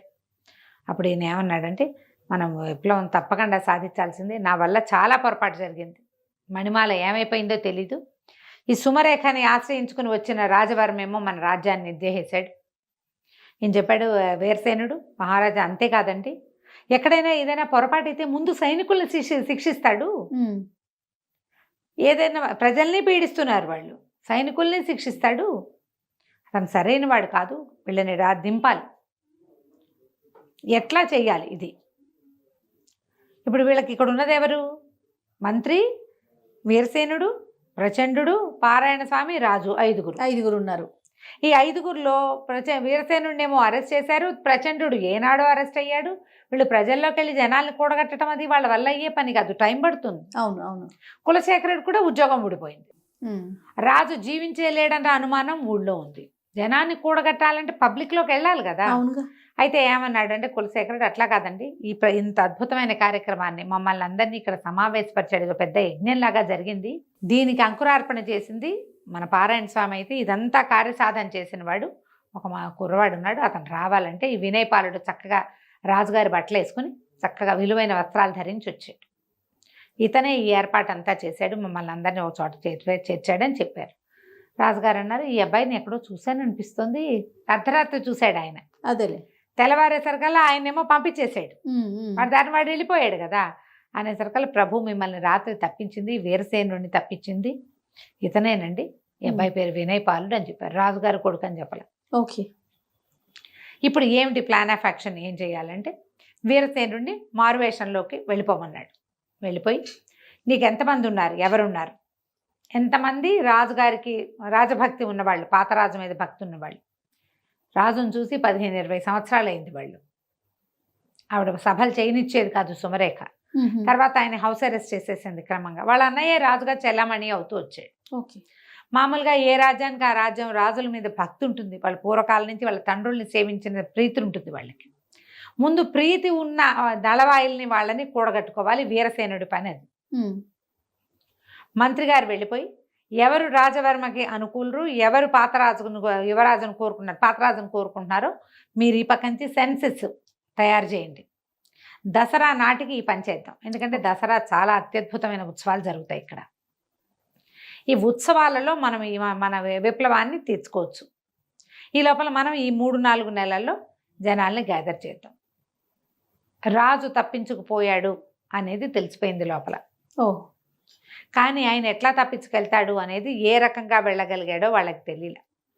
గోడ మీద చీకటి చిన్నరాజు రాయబడి ఉంది. మళ్ళీ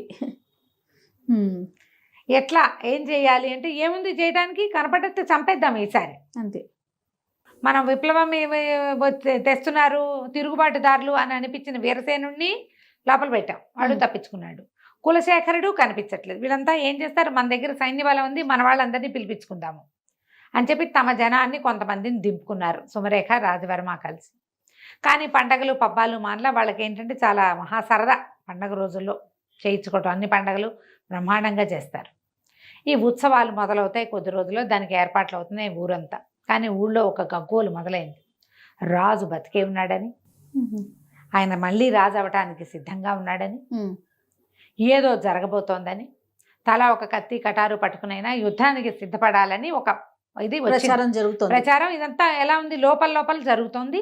రాజుకు అనుకూలమైన వాళ్ళందరూ వీటితో పడలేకపోతున్నాం, వీడు మా డబ్బు బంగారం అంతా లాగేస్తున్నాడు.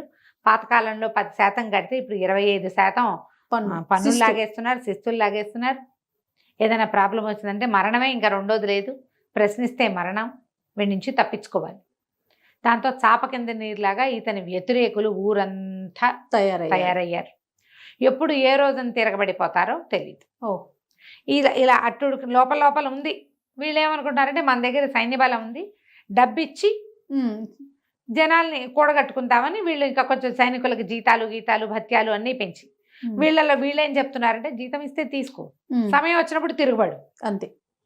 జీతాలు వద్దని ఎందుకంటే ఇప్పుడు తిరగబడద్దు, సమయం వచ్చినప్పుడు తిరుగుబాటు చేద్దామని అందరికీ ఒక్కొక్కళ్ళకి చెప్పి పెట్టారు. రకరకాల వ్యవహారాలు నడుస్తుండగా దసరా పండగ వచ్చేస్తుంది. ఎలా చేయాలి? దసరా పండగ వచ్చింది. దసరా పండగ అప్పుడు ఉత్సవాలు జరుగుతాయి. ఆ ఊళ్ళో కళ్యాణిలో ఉత్సవాలు ఉంటాయి. ఊరంతా ఉత్సవ సంరంభంలో ఉంది. ఈ లోపల నుంచి దారులు తెలిసిన కులశేఖరుడు, అతనితో పాటు వీరసేనుడు, తర్వాత ప్రచండు, యువరాజైన వినయపాలుడు. యువరాజని రాజుగారికి తెలియదు, కానీ వీళ్ళు ఏం చేశారంటే రహస్య ద్వారాల గుండా కోటలోకి ప్రవేశించారు. ఓకే. ఈ దీంట్లో ఏంటంటే ఆ రోజున చిన్నవి ముఖాలకి చిన్న కవర్లు వేసుకునేది, ఒక రకమైన ఏమంటారు మన ముఖ కవచాలు వేసుకునే పద్ధతి ఉంది. అందరూ కూడా రకరకాల రాక్షసుల ముఖాలు అట్లా వేసుకుని తిరుగుతున్నారు. ఆ వేషాల్లో వీళ్ళు వచ్చేసారు. అక్కడి నుంచి వీళ్ళకి ఎవరెవరు రాజుగారికి అనుకూలంగా ఉన్నారని అనిపించిందో వాళ్ళందరినీ మీరు ఊరేగింపులో మొదటి లైన్లో ఉండండి. ఓకే. ముందు సైనికులు ఉంటారు ఒక లైను, వాళ్ళ తర్వాత వరుసగా బారులుగా ఉంటారుగా. ఫస్ట్ లైను ఆయుధదారులు ఎవరున్నారో వాళ్ళ వెనకాల ఉండాలి. సపోర్టర్స్ వెనకాల ఉంటారు. కారము, మందులు, రంగులు అందించే వాళ్ళు వెనకాల ఉంటారు. వరుసగా ఏమి లేరు వాళ్ళు. అంతమందిని వీళ్ళు గ్యాదర్ చేయలేరు, కొంతమందినే చేయగలిగారు. ఆ ఎవడు ఆయుధాన్ని ప్రయోగించగలను అని నమ్ముతాడో వాడు ఏం చేయాలి, సైనికులు వెనకే ఉండాలి. అనగానే సైనికుడిని పడగొట్టేసేటట్టు. సైనికులు కూడా ఎవరో కాదు, వాడు ఏమైనా గొడవ చేస్తే కొట్టడానికి. ఓకే. వీళ్ళ వాళ్లే కదా వాళ్ళు కూడా. సుమరేఖ తాలూకు పుట్టింటి నుంచి వచ్చిన రాజవర్మ పాత సైనికులు కొద్దిమందే. మిగిలిన వాళ్ళంతా పెద్ద పెద్ద జీతాలతో ఇక్కడ లొంగదీసి ఉంచుకున్న వాళ్ళు, భయపెట్టి ఉంచుకున్న వాళ్ళు, రాజదండనకి భయపడిన వాళ్ళు, ఏదో ఉద్యోగం చేసినా చేయాల్సిందేనని భావించేవాళ్ళు. ఈ గుంపు జనాభా చాలామంది ఉన్నారు. ఎప్పుడైతే సరే వీళ్ళేమో కోట లోపలికి ప్రవేశించారు. వీళ్ళ దగ్గర ఏం చేశారు, వీళ్ళు అడవిలోంచి ఒక ప్రత్యేకమైన చెట్టు ఆకుల్ని ఎండబెట్టి పొడి చేసి ఉంచుకున్నారు. దానికి ముఖానికి కవచం లేకపోతే తుమ్ములు దురదలు వస్తాయి. ఓహో. ఈ దసరా పండగ రోజున ఉత్సవం నాడు అపరాజితాదేవిని ఊరేగించి చెరువులో కలుపుతారు, నదిలో. ఆ రోజున వసంతం చల్లుతారు, బుక్కాలు చల్లుతూ ఉంటారు. ఊరంతా రంగులమయంగా ఉంది, అంతా రంగులు చల్లుతున్నారు. వీళ్ళేం చేశారు, ఈ పైకి వచ్చిన వాళ్ళ నలుగురు చేతుల్లోనూ వసంతం ఉంది. ఈ వసంతంలో వీళ్ళు ఆకుపొడి కలిపేశారు. ఈ దగ్గరికి వస్తూనే ఇలా ఊదే సాధనాలతోటి ఈ సుమరేఖ మీద, రాజవర్మ మీద ఆ రంగు చల్లేశారు. ఓకే. ఇక పెద్దగా తుమ్ములు సైనికుల మీద కూడా పడ్డాయి. ఇది చల్లిన నలుగురు మాత్రం ఒంటికి కవచాలు వేసుకున్నారు. వాళ్ళ ఒంటి మీద పడలా, వాళ్ళ ముక్కులోకి వెళ్ళలా. ఎవరో దూరంగా నిలబడి ఉన్న సైనికులకి వీళ్ళ మీద రంగులు చల్లకూడదు. రాజు రాణి మీద ఎవరు చల్లుతారు? అవును, రాణిగారు, ఆవిడ అన్నయ్య, రాజప్రతినిధి. కింద ఊరేగింపంతా ఊరంతా రంగులమయం, ఎవరి మొహం ఎవడికి ఏమీ కనిపించట్లా. ఈ చల్లబడిన రంగుల్లో సైనికులు కూడా తెలియలా. దగ్గరకు వచ్చిన వాళ్ళ మీద కూడా అది పడిపోయింది. ప్రతివాడు చేతులు కోకేసుకుంటున్నాడు, మొహాలు కోకేస్తున్నారు, పిచ్చి పిచ్చిగా తుమ్మేసుకుంటున్నారు. వీళ్ళ మీద ఎవరో రంగులు చల్లారని చుట్టుపక్కల దూరంగా ఉన్న సైనికులు పరిగెత్తుకొచ్చారు. పరిగెత్తుకొస్తే ఈ నలుగురు, ఇప్పుడు తుమ్మేవాడెవడో తుమ్మని వాడెవడో తెలియదు ఆ గుంపులో, అంతే. వాళ్ళ మీద పడి చాలా మంది వీళ్ళని పట్టేశారు. ఆయనకి వాళ్ళకి అంగరక్షకులుగా ఉన్న వాళ్ళందరినీ పడుకోబెట్టేశారు వీళ్ళు. ఇంకా ఊళ్ళో ఊరేగింపు నడుస్తుంటే ఒక్కొక్క చోట అగో పైన సుమరేఖని రాజవర్మని పట్టేశారని కానీ సైనికుల్లో కొందరు తిరగబడంగానే ఈ వెనకాల ఉండేలు బద్దలు అట్టడి చిన్న చిన్న సాధనాలు కూడా పట్టుకున్న వాళ్ళు కూడా సైనికుల మీద తిరగబడిపోయి అందినవాడు అందినట్టు ఒక్కొక్క సైనికుడిని పెడరెక్కలు విరిచి కట్టిపారేశారు. ఓకే. ఒక్కడు వరే వదలంటా నేను మీ వాడినే అన్నవాడిని వదిలేశారు, గింజుకున్న వాడిని కట్టేశారు. ఊరేగింపు అయ్యి ఆగి అమ్మవారిని చెరువు దగ్గరికి పెట్టేశారు కల్లా 70% సైనికులకి తాళ్లే ఉన్నాయి. జనాలే మోసపోతున్నారు ఊరేగింపుని. అమ్మవారిని పూజారులు వాళ్ళు వీళ్ళు చెరువులోకి దింపేశారు. నదిలోకి దింపేసి వెనక్కి తిరిగి వస్తూ ఏం చేశారు, ఇంక ఈ సందడి ఏముండదు, ఎవరి దారిని వాళ్ళు ఇళ్ళకి వెళ్ళిపోతారు కదా. వీళ్ళల్లో చిన్న చిన్న గుంపులుగా ఏర్పడి తాళ్ళు కట్టేసిన సైనికులను ఈడ్చుకొచ్చారు కొంతమంది. దేవాలయపు వ్యవహారం అంతా ముగిసిపోయింది, వాళ్ళ దారిని వాళ్ళు వెళ్ళిపోయారు. వీళ్ళందరినీ సభాభవనం దగ్గరికి, కోట దగ్గర గుమ్మం దగ్గరికి లాక్కొచ్చేసారు. లాక్కొస్తే కొంతమంది ఒక్కొక్కడు వరే బుద్ధి గడ్డి తిన్నారా నాయన, ఎవరు దొరికారు, మనకి యువరాజు దొరికాడా, మహారాజు దొరికాడా, దేనివల్ల ఇదంతా చేస్తున్నారా, ఈ గలభా ఎందుకురా అంటే మహారాజే ఆయన తప్పించుకున్నాడు అనగానే కొంతమంది తాళ్ళోడు వేసుకున్నారు స్వతంత్రంగా. ఓకే. ఒక ఇంతలో పెద్ద కొమ్ము బూర మోగింది, కోట వశమైపోయింది అని రాజుగారు ప్రవేశించాడు. అన్ని సంవత్సరాల తర్వాత రాజు నా కోట కోడ మీద చూస్తుంటే సంతోషించారు. ఆయన గడ్డం మీసని నెరిసిపోయినాయి, తలకాయ ముగ్గుబుట్టు అయిపోయింది, ఉంగిపోయాడు మనిషి. మరి 20 సంవత్సరాలు అయిపోవాలా. పిల్లలు కూడా లేటుగా పుట్టాడు ఆ పిల్లాడు, ఈయన 50 దాటిపోయినాయి. ఓకే. అందరూ కేకలు పెట్టారు, సంతోషించారు. అక్కడి నుంచి అంతా సభాభవనం మొత్తం తెరిచేశారు, అన్ని గేట్లు లోపలికి ప్రవేశపెట్టారు. సుమరేఖను కూడా పట్టేశారు. ఆవిడ మొత్తం రాజుగారి పూర్వకాలపు ఊరోత్తరపు నగలన్నీ వేసుకుని తయారైంది ఊరేగింపు చూడడానికి. నగలన్నీ ఒలిపించి తీసుకొచ్చేసారు. సుమరేఖని రాజవర్మని ఇద్దరిని పట్టుకొచ్చాక ఈవిడ్ని అడవిలో వదిలిపెట్టేయండి కట్టుబట్టలతోటి, రాజవర్మని వధించండి. ఇక వాళ్ళకేం ఆసరా లేదు. ఎవరెవరు సైన్యాన్ని తెచ్చుకున్నారో వాళ్ళందరినీ ఊచకోత కోసేశారు.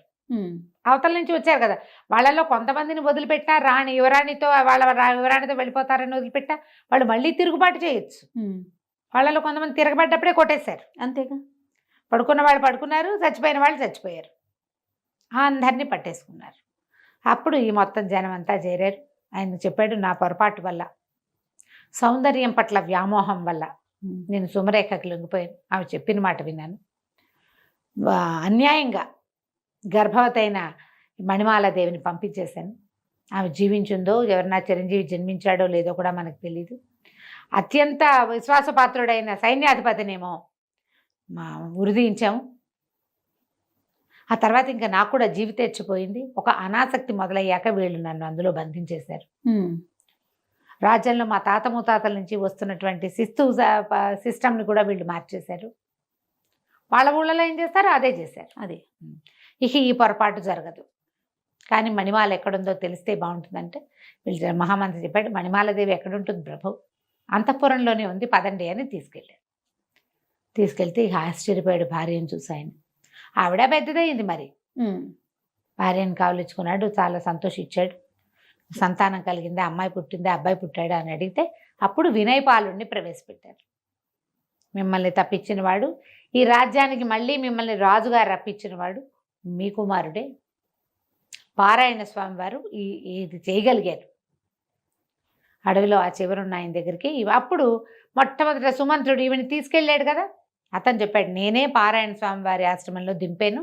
చిరంజీవి అక్కడే పెద్దవాడయ్యాడు, నేను 4-5 సార్లు వెళ్ళి చూశాను, ఆయనే అన్ని విద్యలు నేర్పించారు. ఆ సుమంత్రుడు కూడా వచ్చి కొన్ని విద్యలు, రాజుగారు అంగరక్షకుడు కదా అతను, ఆ రథంతోలే అతను కూడా కొన్ని విద్యలు నేర్పించాడు అని చెప్పారు. చెప్పాక ఇంకేముంది, ఇక వెంటనే ఈయన తనని మళ్ళీ రాజు చేసినందుకు పెద్ద ఉత్సవం చేసి కొడుకుని యువరాజును చేస్తూ చుట్టుపక్కల రాజ్యాల వాళ్ళందరినీ పిలిచాడు.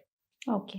పిలిచేసరికల్లా వాళ్ళలో బోళ్ళంతమంది మా అమ్మాయిని ఇస్తాం, మీ అబ్బాయి 20 ఏళ్ల వాడు, వివాహయోగ్యమైన వయసే కదా, యువరాజు అయ్యాడు, రేపెప్పుడో మహారాజు అవుతాడు, పైగా ఇంత ప్రబంధాన్ని నడపగలిగిన వాడు రాజ్యాన్ని నడపలేడు, మా పిల్లని ఇస్తామంటే మా పిల్లని ఇస్తామని, కోట్లు కట్నం ఇస్తామని, అర్ధరాజ్యం ఇస్తామన్న వాళ్ళు కొంతమంది, మొత్తం రాజ్యం ఇచ్చేస్తామన్న వాళ్ళు కొంతమంది. ఈ ఊళ్ళో కూడా కళ్యాణిలో కూడా బ్రహ్మాండమైన కోటీశ్వరులు వాళ్ళు, పెద్ద పెద్ద ఆస్తులు ఉన్న వాళ్ళు కూడా మా పిల్లని కూడా చేసుకోండి అని వాళ్ళు కోటాను కానుకలు పెడతామని. ఈ మొత్తం వీళ్ళంతా ఇన్ని పెళ్లి సంబంధాలు 15-20 ఇచ్చేసరికల్లా రాజుగారు అన్నాడు, వీళ్ళలో ఒక అమ్మాయిని సెలెక్ట్ చేసుకోను, నీకు వీళ్ళతో వివాహం చేస్తాను అమ్మాయితో. అంటే ఇతను అన్నాడు, అట్లా కాదు, మామూలుగా వర పరీక్ష ఉంటుంది, నేను వధూ పరీక్ష చేస్తాను.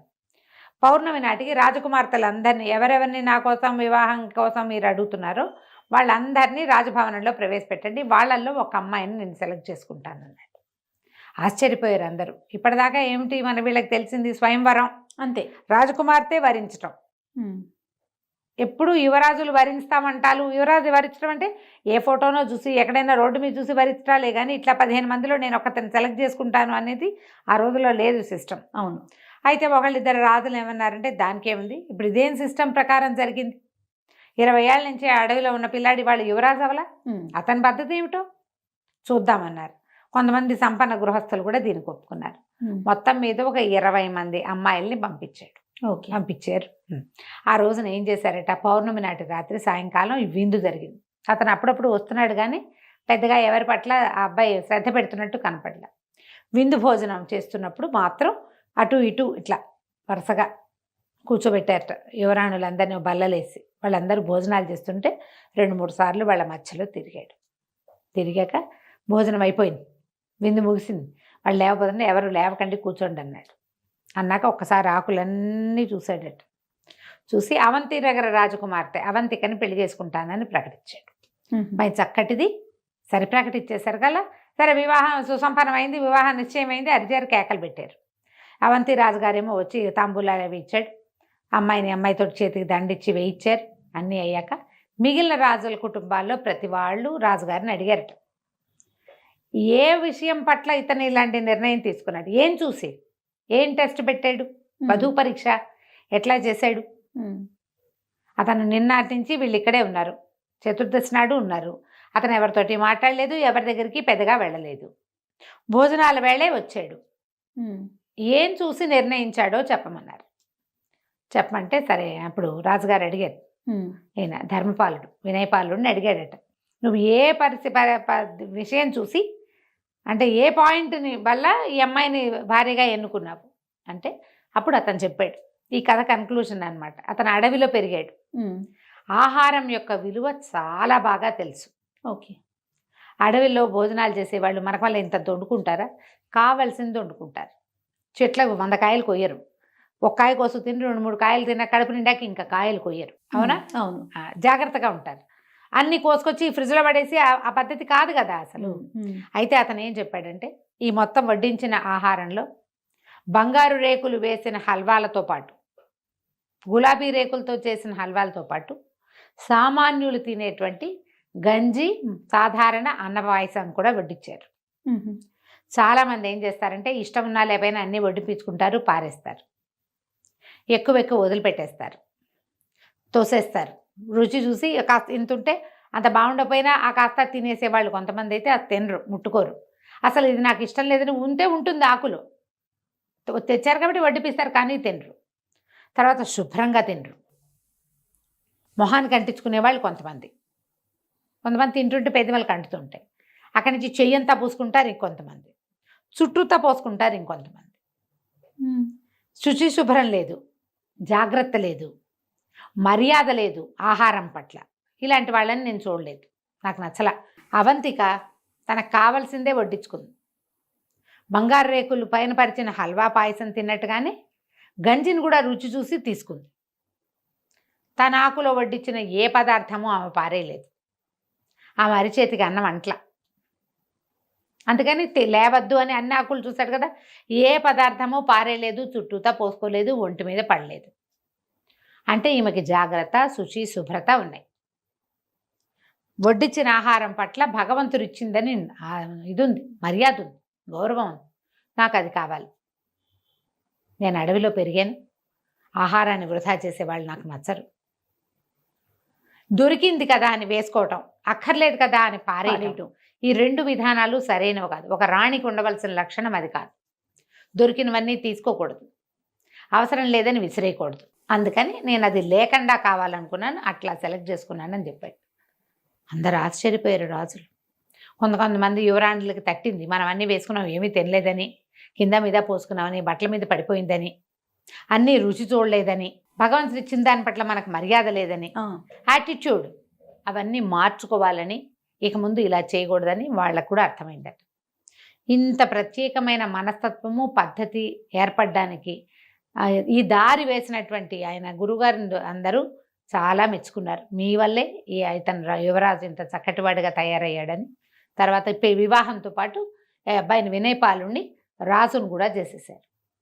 రాజుగారి భార్యతోటి నేను వానప్రస్థం తీసుకుంటా, కానీ నేను అడవిలోకి వెళ్ళను, నా భార్యతో హాయిగా అంతఃపురంలో నేను కాలక్షేపం చేస్తా, రాజ్యం బాధ్యత మీది అని కులశేఖరుణ్ణి మంత్రిగా, వీరసేనుణ్ణి సైన్యాధ్యక్షుడుగా చేసి రాజ్యాన్ని, కళ్యాణి రాజ్యాన్ని వినయపాలుడికి అప్పచెప్పాడు. చీకట్లో చిన్నరాజు సమాప్తం. చాలా బాగుంది రమ్మగారు. నమస్తే. నమస్తే.